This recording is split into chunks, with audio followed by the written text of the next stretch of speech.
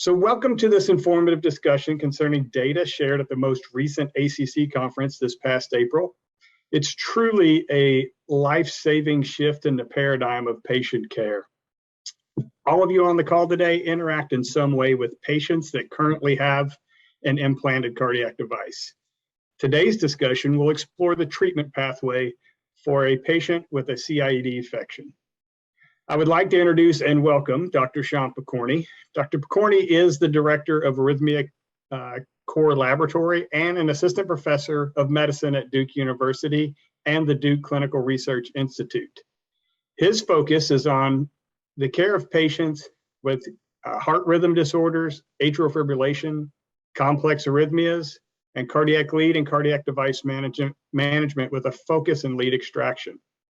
Dr. Pokorney has been a member of several randomized clinical trials and implantation research projects, including this most recent co-principal investigator role on a study focusing on identifying and treating patients with CIED infection.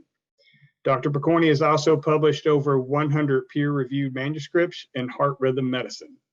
It is with great excitement I introduce you to Dr. Sean Pokorney. Welcome to the program, and please share with us what you have discovered.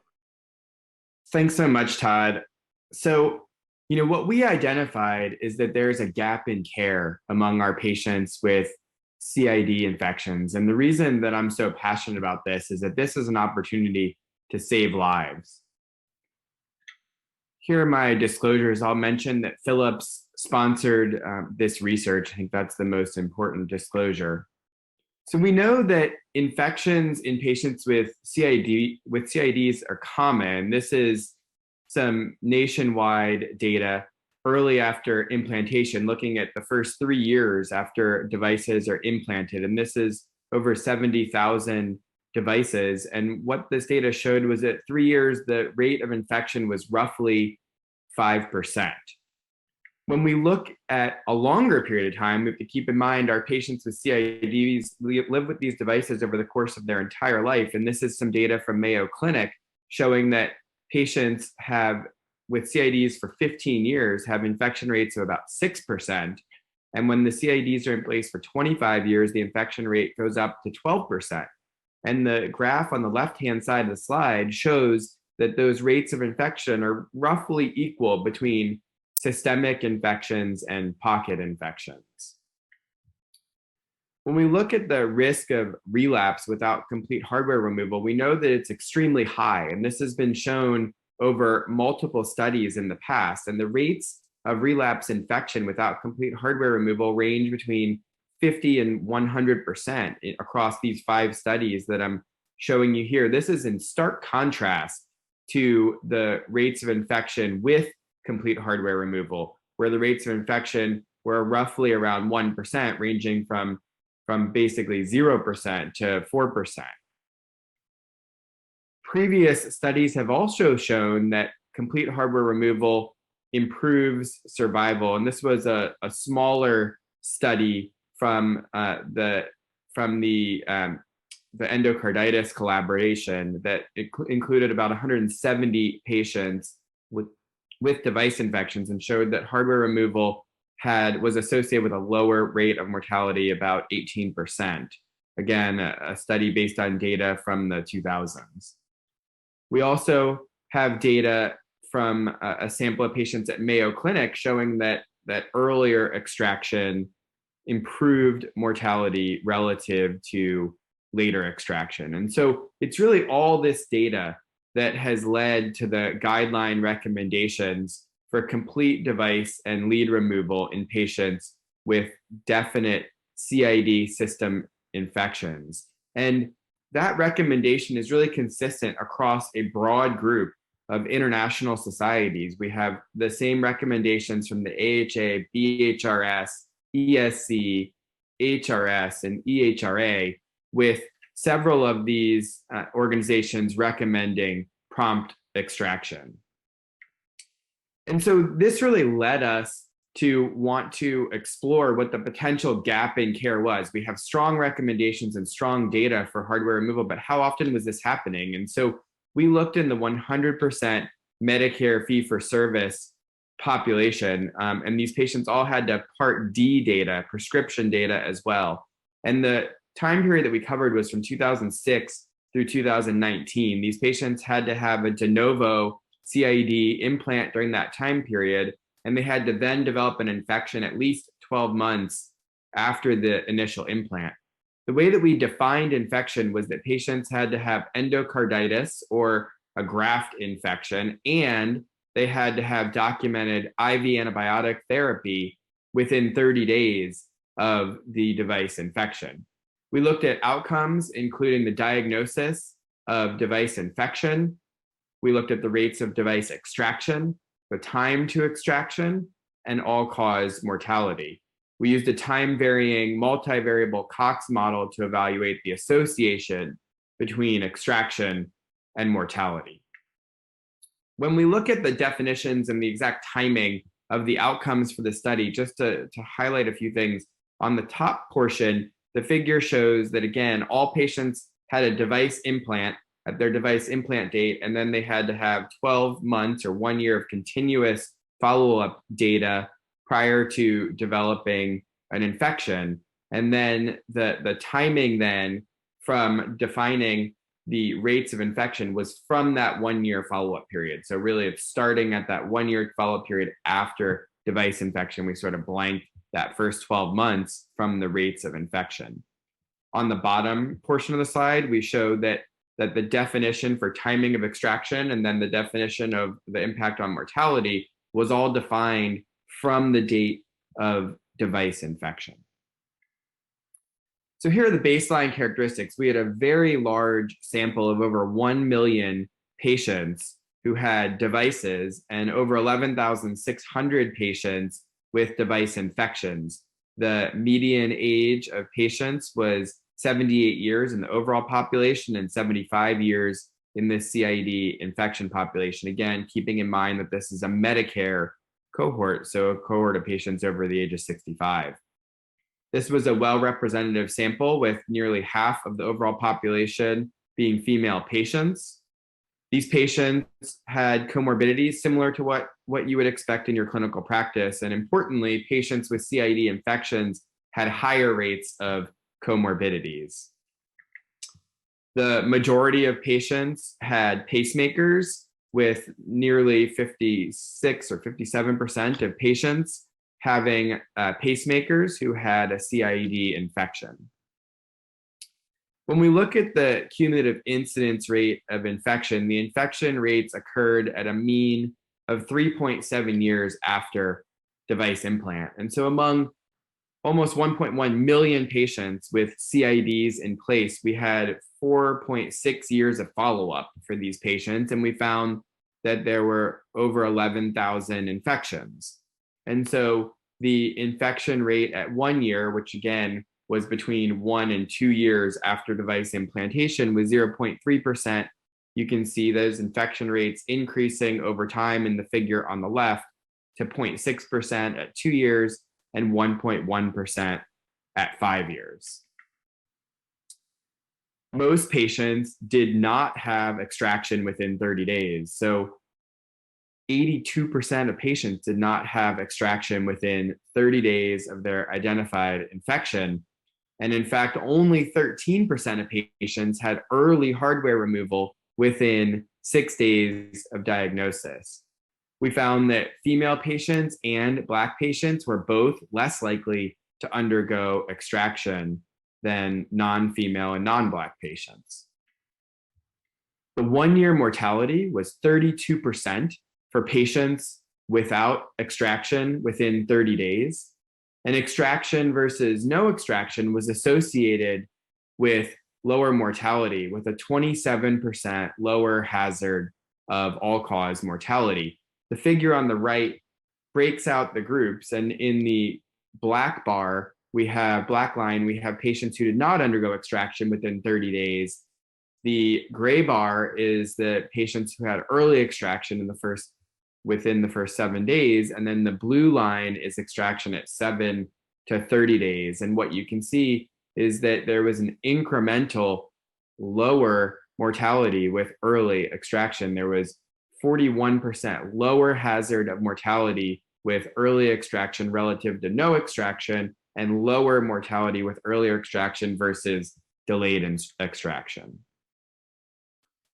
So there's some strengths and limitations with this data. So this is a very large nationwide analysis. So this is extremely representative of the patients that we all care for on a day-to-day basis. There's always a risk of residual measured and unmeasured confounding that may have influenced the mortality findings. That's despite extensive modeling and adjustment. However, I would argue that the dose response that we see to the timing of extraction does make it less likely that confounding explains all of the mortality benefit for extraction. We did use a strict definition for infection. We wanted to make sure in this claims-based analysis that the patients that were presenting to you definitively had a CIED infection and indication for extraction. And so this was really predominantly an endocarditis population, an endocarditis patient population who are also treated with IV antibiotics. This may underestimate the magnitude of the problem. I showed data earlier showing that infection rates in this data set are obviously lower than in a previously reported series that I went through. Another thing to keep in mind, if this is a population of patients that really are only 65 years and older. Now, I would argue that that's a very important population to study because that's the population that decision-making is even more complex as these patients have comorbidities, challenges around life expectancy, and they have high event rates. And so sometimes the decision-making in that population is particularly challenging because we're wondering what the mortality benefit is of putting these patients through an invasive procedure. I want to highlight that there was another data set that was published recently in Heart Rhythm back in December, looking at the timing of transvenous lead removal. And again, this study looked at early versus delayed removal of transvenous leads in the nationwide readmission database.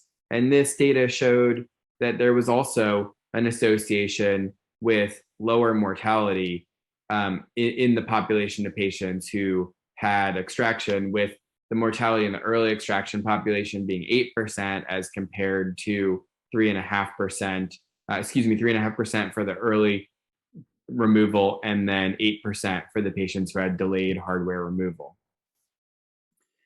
So I think it's always important to think about beyond how to manage infection, how to prevent infection. I just wanted to take a couple minutes here to talk about what some of the strategies are that we have for preventing infection.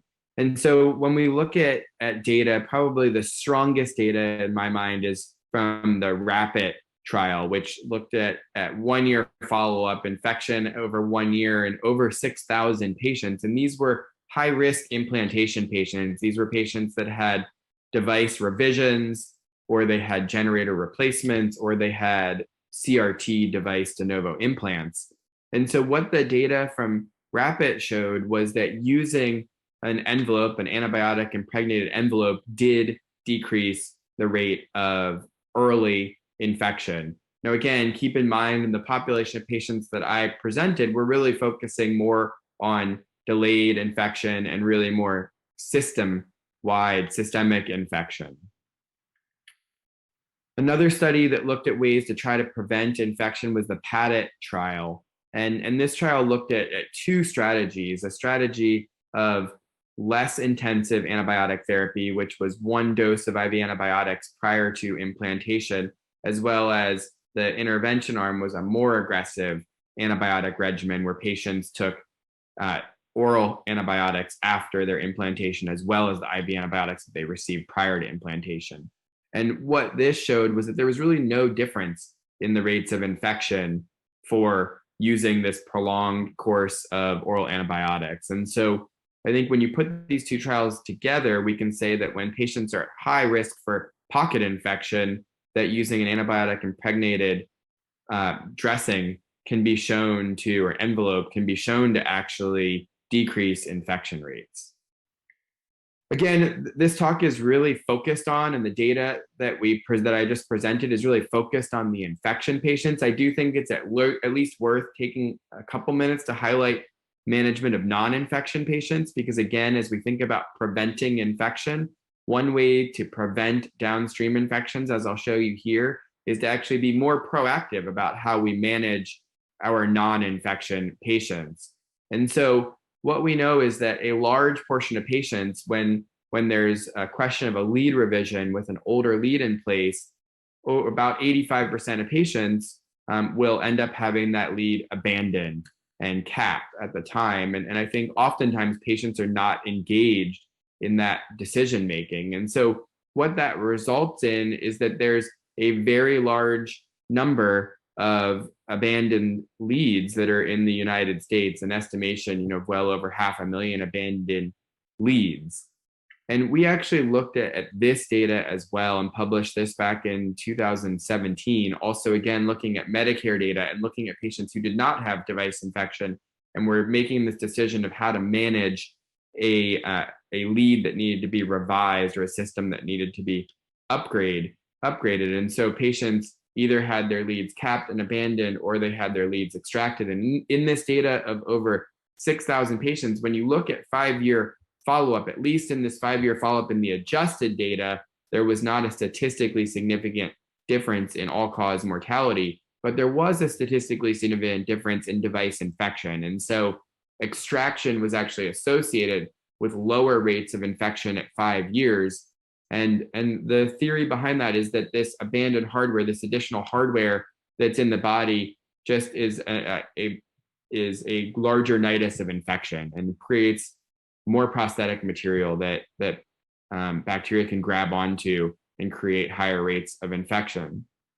We also know that when abandoned hardware is left in place, not only are the infection rates higher at 5 years, but once those patients do develop an infection, the extraction procedure is more difficult. And this is really shown in the figure on the right, that these patients, when they have abandoned leads in place, they have 5 times higher likelihood of needing femoral tools. They're 4 times more likely to not be able to achieve complete hardware removal, and they're nearly 3 times more likely to have a major adverse event.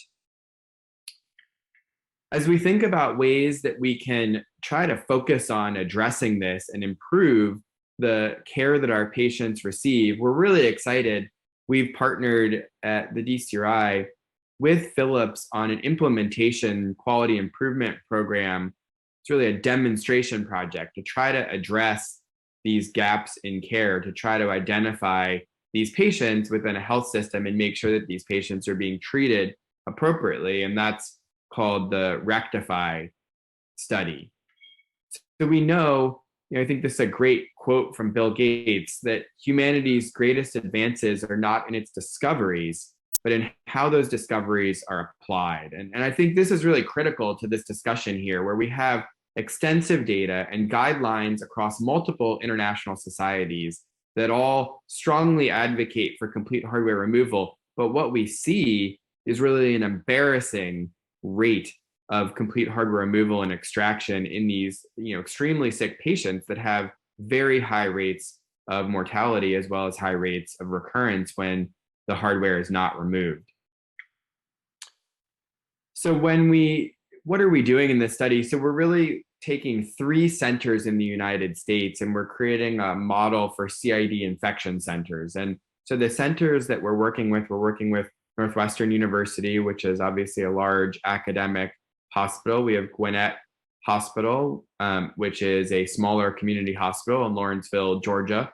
And then we have Atrium Health in Charlotte, which is an extremely large multi-hospital private hospital setting. And so the goal was to try to get different hospitals from different healthcare settings so that we can all learn from each other about what the challenges are and what are really driving these gaps in care. And so this is a QI program where we're going to develop and refine how to identify these patients within healthcare systems. And so we'll really identify the gaps and barriers, and then we're going to develop a toolkit and create a multifaceted intervention that can be used throughout the healthcare system to identify these patients, but also get them to early extraction. And one of the key parts of that is going to be data measurement and feedback, where we're constantly providing measurement and feedback to the centers that are participating through dashboards.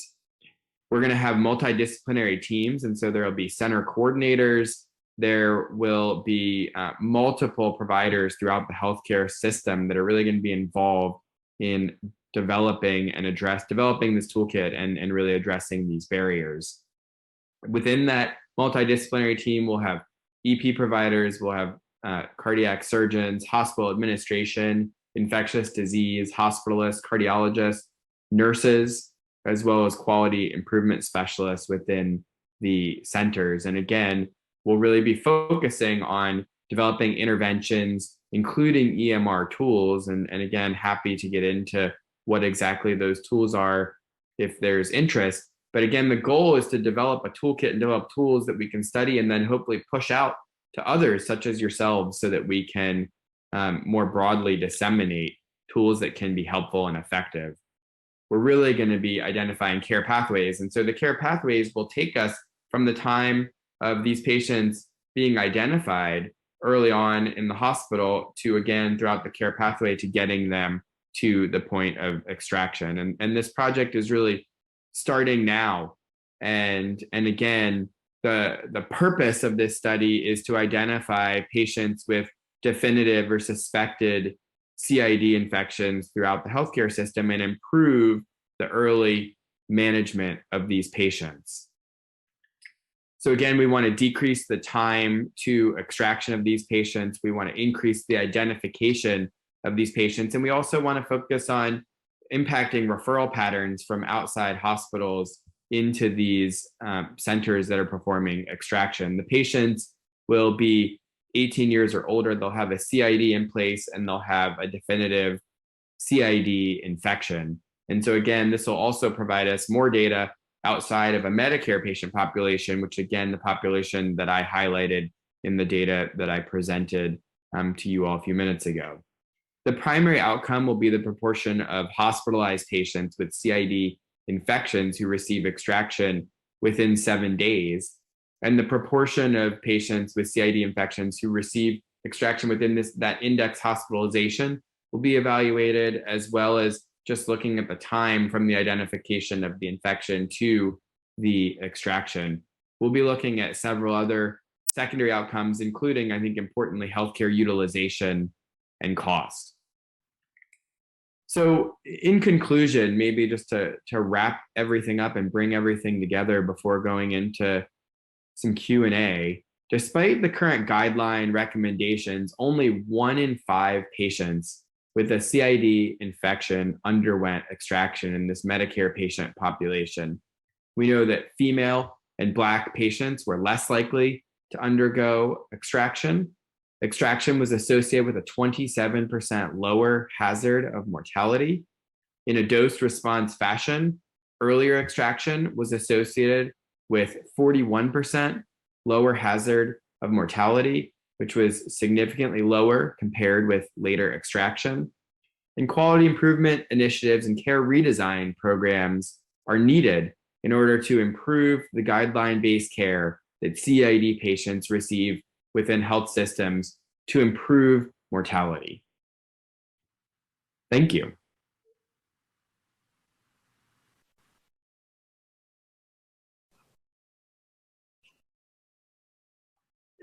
Thank you, Dr. Pokorney. Appreciate it.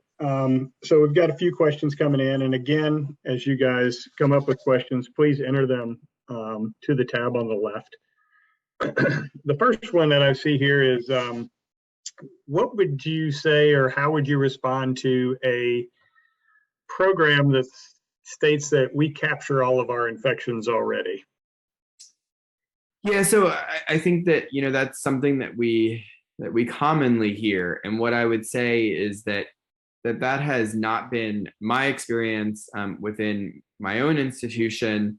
And I think that hasn't been the experience of other institutions where they've comprehensively looked and evaluated this. And I'll give you one maybe concrete example. So I started an extraction program at a community hospital that had an affiliation with the the main university hospital. And we actually put an EMR alert in place in that healthcare system. And actually, the very first day that it went live, we identified a patient who had MRSA bacteremia and had been treated with 3 separate rounds of antibiotics and come back 3 separate times for that same recurrent infection. And so on the first day, we identified patients. And I would say a couple of things in addition to that. We've seen even within the university hospital that there are patients that don't get referred in as timely of a manner as we would like. And what we're trying to avoid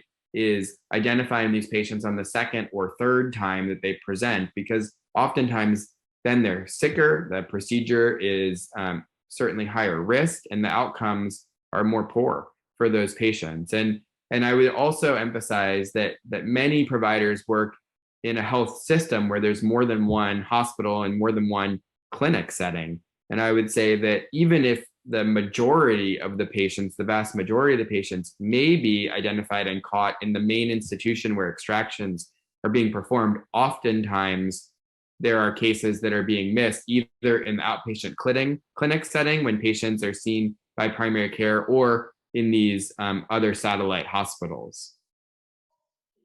Excellent.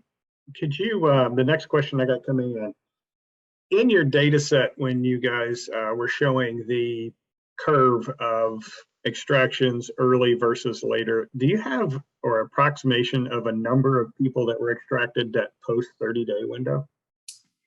Yeah, so it's a relatively low number of patients that got extracted after that first 30 days. It was only about 1% of patients ended up getting extracted between 30 days and 1 year. And so those rates were low. And I think those rates are low for a few different reasons. So one reason that those rates are low is that the mortality is very high in these patients. So again, the proportion of or the number of patients who died when they did not have extraction within 30 days was 1 in 3.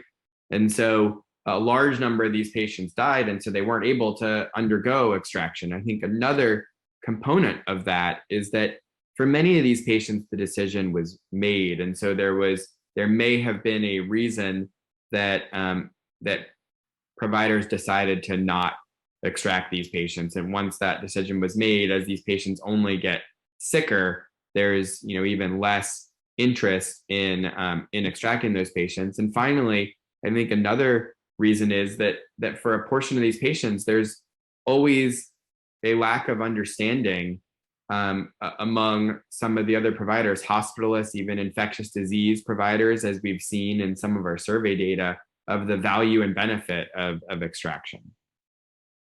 Excellent.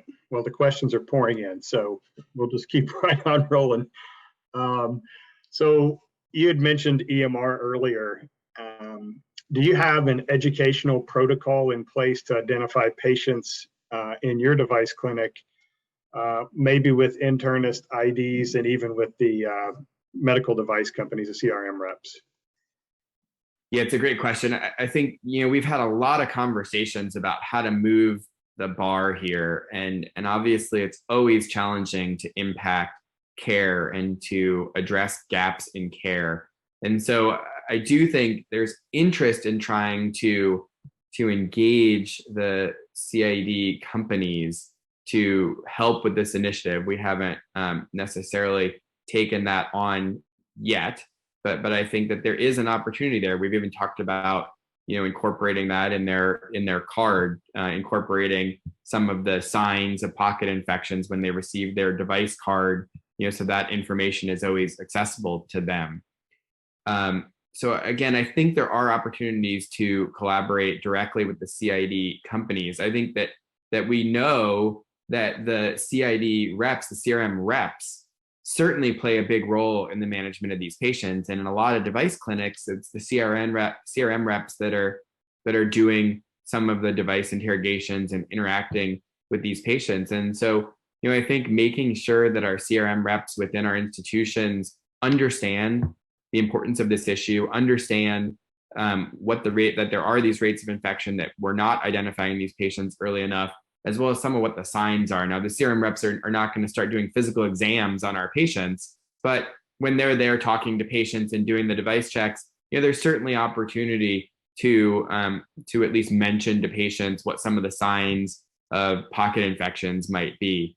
I think that ways to incorporate sort of more comprehensive care plan are really interesting and important. That's part of what we're hoping to develop within this Rectify study that I mentioned. And again, hopefully something that we'll be able to develop and then push out to other people on this call once we again, hopefully show that there's benefit to it. There's been discussion, and one of the things that we're going to try to do is incorporate serial imaging and pictures of device sites to identify pocket infections within the clinic setting. And so every time a patient comes in for their annual device check or their early device check after implant or after generator change, taking pictures of the pocket and then putting those pictures into the electronic health record so that we can refer to those pictures serially over time, I think is something that we would like to incorporate and would help to identify those patients.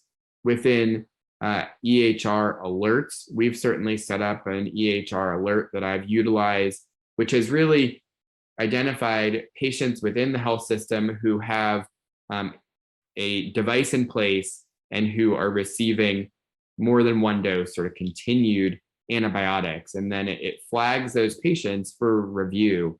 And I know we've talked to Larry Epstein about this quite a bit. He's doing this at Northwell really throughout their institution. And he actually has a nurse that every morning it's her job to sit down and go through and do chart review of all the patients that pop up on that list that are identified. And he's picked up multiple patients within his own institution that then move on to infection. Again, I mentioned my own experience identifying a patient on the first day that we put an EMR tool in place to identify patients. And we identified really 3 patients within the first 6 weeks of that program. And so, again, I do think that there are opportunities. We are hoping to identify and develop better tools. We're hoping to identify and develop even a potential app that patients can use on their phones to sort of screen themselves and identify earlier infection and share that with their providers, which again, hopefully as a result of this Rectify program, we'll be able to push out and disseminate really on a larger scale throughout the country. That's fantastic. Just as a reminder, everybody, if you have a question, use that tab to the left and please go ahead and drop them in there. I'll move on with the next one. So you had mentioned that your data set was primarily the Medicare set. Would you think you would see similar results in the patients that were younger than that as far as the adherence to the guidelines?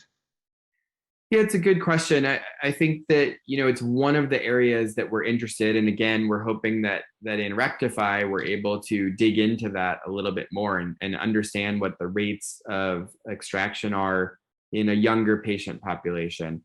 I think that my guess is that the rates of extraction will be sort of marginally higher in the population, a younger population. I think that if anything, what we'll see is that the mortality benefit over time, again, these patients will obviously be living longer because they're younger, will be the same, if not greater. And I think that part of why I don't expect that there's going to be a large difference in the younger patients is basically thoughts around why these rates are so low. And I think that we need to really explore and understand why rates of extraction are so low, even within this Medicare population.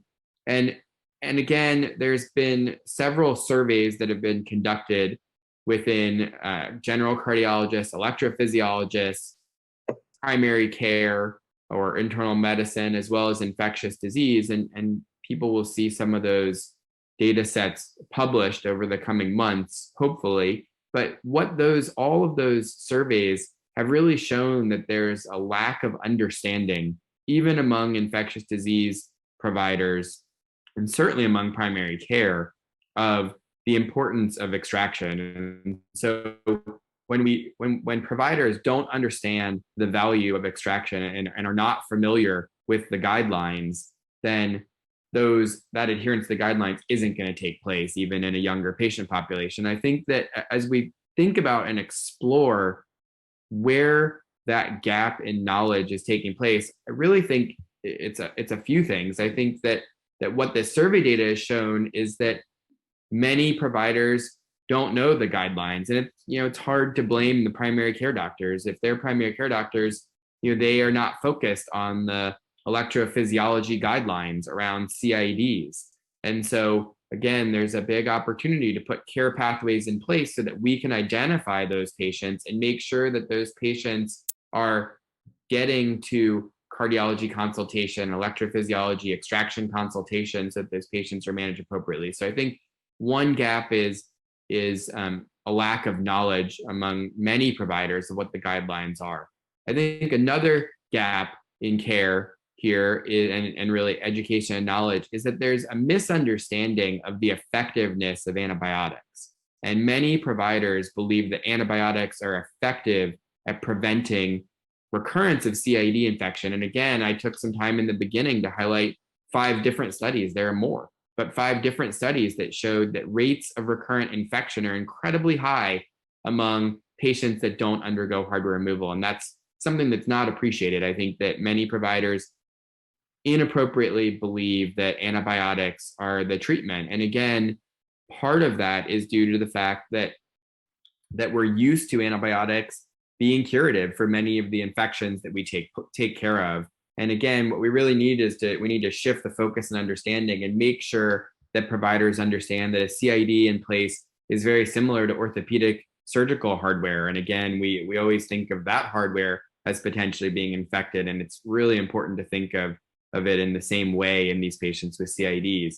And then the third barrier I'll say is that I do think that there is a concern, an inappropriate concern among providers and especially referring providers about the risk of extraction. And there's this misunderstanding that extraction is a dangerous procedure. And so providers are thinking, well, I need to weigh getting this patient an extraction hardware removal versus sending them to this risky procedure. And really what we have shown over and over again, even dating back to Plexus, and we have multiple studies that have shown that really the safety profile of extraction is improved or really consistent, because it was the safety profile was great already, but we have newer tools as well. And really there's a misunderstanding about what that adverse event rate is. When you look across cardiology procedures, the mortality and adverse event rate with extraction is lower than it is with STEMI management. And really, it's lower or similar to what we see in AFib ablation. And again, these are procedures that we do very frequently and don't think a lot about, but for some reason, there's a misunderstanding in the community about what the risk of extraction is. So I think that's another big area where we need to target that barrier. Excellent. Another question that had come in. You had mentioned quite a bit about education and the lack thereof of the awareness. How do you see this information shaping the education for EP fellows in the future? It's a great question. So, one of the challenges for EP fellows is that not every EP fellowship is housed within an extraction center. And so not all EP fellows are exposed to extraction. And so I think that obviously one way that we can try to challenge that is when fellows are sitting for the EP board exam, we can make sure that the EP board exam is reflective of the fact that infections are common and they're a high source of mortality within our patient population, and make sure that in board review materials and when we're asking the questions in the board exam, we're sort of highlighting those issues. I think that there's also an opportunity for fellows education. Again, you mentioned earlier the opportunity to engage, Todd, with the CRM companies, and the CRM companies do a great job of doing education for fellows and education courses for fellows around management of devices, implantation, understanding complex electrograms, but really device infection and infection management is underrepresented in those courses. And I think we need to work, we as providers, as well as Philips, I know this is a focus, is going to try to work with these companies to try to engage them and incorporate some of that education. There's also a key partnership with the American Heart Association that has started, that Bruce Wilkoff is leading in collaboration with a steering committee and Philips and others. And there was a multidisciplinary meeting engaging providers across multiple specialties and areas within healthcare. And again, I think these initiatives by the American Heart Association and large organizations, advocacy organizations, will allow us to educate fellows and educate providers outside of electrophysiology as well. Excellent. I think I have one last question here. And if you guys on the call, if you have any further questions, please jump them in there real quick and we'll get them answered. So you mentioned that you defined infection in your all's data as somebody who's basically had endocarditis and IV antibiotics. You know, obviously from the infection standpoint, that's kind of a delayed for sure reaction to the bacteria. So yep. If you were to speculate, and we're not going to hold you to this number exactly, but if you were to speculate, if you were to change your data point as far as the number of patients that were not treated by the guidelines to expand to just pocket infection and things like that, what would you perceive to be that number? Yeah, so again, I think that we have pretty good data for that number based on the two different studies that I showed, nationwide data, and then as well sort of more longitudinal data from Mayo Clinic. And so I think that what we would find is that the rates of infection, at 3 to 5 years are about 5 to 6%. And so again, roughly 5 to 6 times what the infection rate is that we saw in this population. And that's not just because we focused on endocarditis alone. I'm not saying that there are 5 times the number of pocket infections as there are system-wide and systemic infections. Part of the rationale for the definitions and everything we used was, again, we had to include only patients with Medicare Part D data that were on antibiotics. Again, we came up with a very specific definition for infection. So certainly we missed even some systemic infections. I do believe that the rates of systemic infections versus pocket infections are roughly equal over time when you look out over longer periods of time. Certainly early on after extraction or after implantation, there is a higher rate of pocket infections, but I think those really even out over time. And so again, that's a number that's a really meaningful number to our patients. When we're talking about 5 to 6% of the patients experiencing infection over the course of their first device, essentially, that's a meaningful number when you think about the fact that roughly a third of those patients will die as a result of their infection if they're not managed with complete hardware removal. And one other thing that may be worth sort of highlighting, when you look at the data, one of the things that you don't see in the mortality curves that I demonstrated, which is actually amazing, and it's really a testament to the safety of the extraction procedure, is that what you don't see is an increase in mortality initially, very early on within the first sort of 7 days within that index hospitalization. And again, we really do see that for most invasive procedures. Usually you see a higher rate of mortality that then decreases over time relative to the mortality for the untreated patients. But really, we don't see that here. And so again, I think that getting these patients treated and making providers understand that the risk of extraction is not high and that these patients really do benefit, I think is really key. I think one other thing that I wanted to highlight maybe is the issue around the publication itself. So